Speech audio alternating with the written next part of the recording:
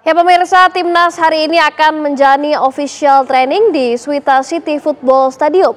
Dan untuk mengetahui bagaimana kondisi skuad Garuda jelang latihan malam nanti, kita sudah terhubung dengan Bapak Sumarji selaku manajer Timnas. Assalamualaikum, selamat siang waktu Jakarta Pak Sumarji. Terima kasih sudah bergabung bersama kami Pak.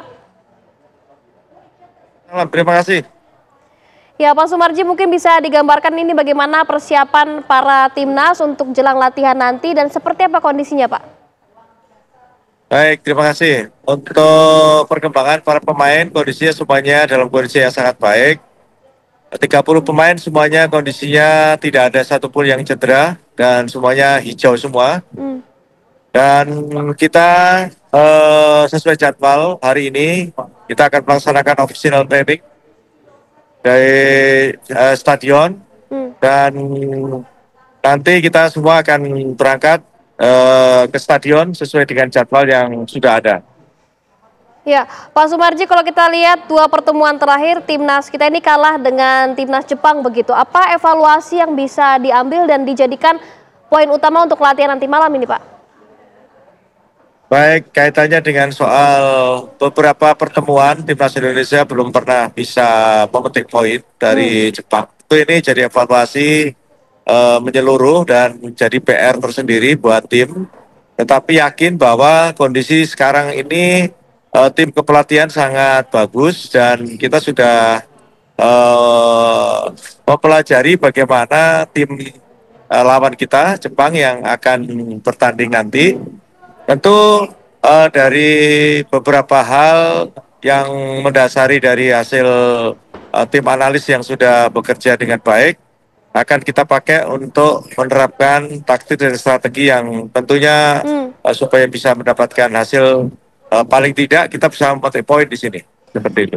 Ya Pak Sumarji, ini kan ada beberapa pilar pemain timnas kita yang terancam akumulasi kartu kuning nih, seperti Jay Itzes, kemudian juga Kevin Verdong dan juga Kevin Dix. Apakah nantinya akan dilakukan rotasi pemain untuk tidak terjadinya ancaman akumulasi kartu kuning ini, Pak? Seperti apa?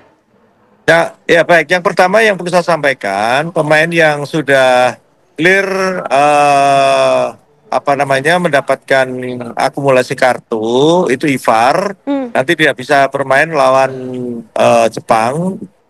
Kalau yang lain semuanya kondisinya sangat clear ya, tidak perlu diragukan lagi dan tidak perlu kita juga harus memainkan pemain yang nanti akan terakumulasi kartu dan sebagainya. Intinya bahwa pemain yang akan dimainkan adalah pemain-pemain yang memang sudah clear dan tidak perlu diragukan lagi bagaimana supaya bisa mengatur semuanya sesuai dengan strategi yang akan dimainkan. Pak Sumarji, ini kan informasinya pemain Jepang akan menurunkan lapis kedua para pemainnya. Ini apakah mungkin adanya penurunan lapis kedua pemain Jepang, jadi mungkin adanya juga rotasi pemain yang akan diturunkan di timnas kita. Ini seperti apa Pak Sumarji melihatnya? Kalau berkaitan dengan skuad lawan yang akan diturunkan, tentu kita tidak tahu itu benar atau tidak. Yang pasti kita akan mempersiapkan pemain yang memang siap untuk bertanding. Baik, sejauh ini adaptasi para pemain seperti apa Pak? Mengingat cuacanya memang sedikit berbeda, nih bagaimana adaptasi para pemain? Adaptasi para pemain ya, kita justru kondisi cuaca di sini sangat bagus sekali. Antara 27, 28, hari ini kita cuaca di sini 24, 25. Ya ini sangat sesuai dengan harapan kita semuanya, terutama pemain-pemain upgrade ya, kita kan memang kondisi cuaca yang seperti ini yang diharapkan. Artinya kalau kaitannya dengan penyesuaian kondisi cuaca tidak perlu dipertanyakan karena memang cuacanya sangat baik untuk tim kita. Pak Sumarji, ini kan ada informasi antara Arab Saudi ataupun Qatar menjadi host putaran keempat nanti. Dan kemarin Pak Erik sempat menyampaikan kepada media bahwa ia sudah izin ke Presiden Prabowo Subianto, ke Mensesnek bahwa ingin bidding juga nih Pak jadi host. Ini bagaimana perkembangan informasinya? Ya memang ini sih jadi tantangan kita, tantangan PSSI dikarenakan kan memang kita juga berharap untuk bisa jadi tuan rumah ya. Dan ini memang sudah kita ajukan.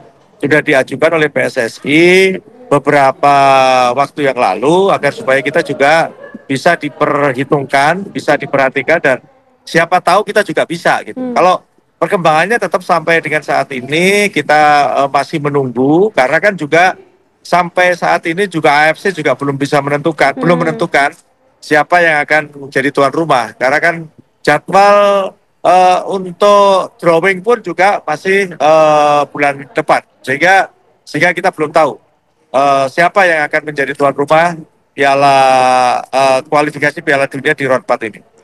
Baik, Pak Sumarji, informasinya sekali lagi terima kasih sudah bergabung bersama TV One. Selamat siang, Pak Sumarji. Baik, sama-sama. Selamat siang.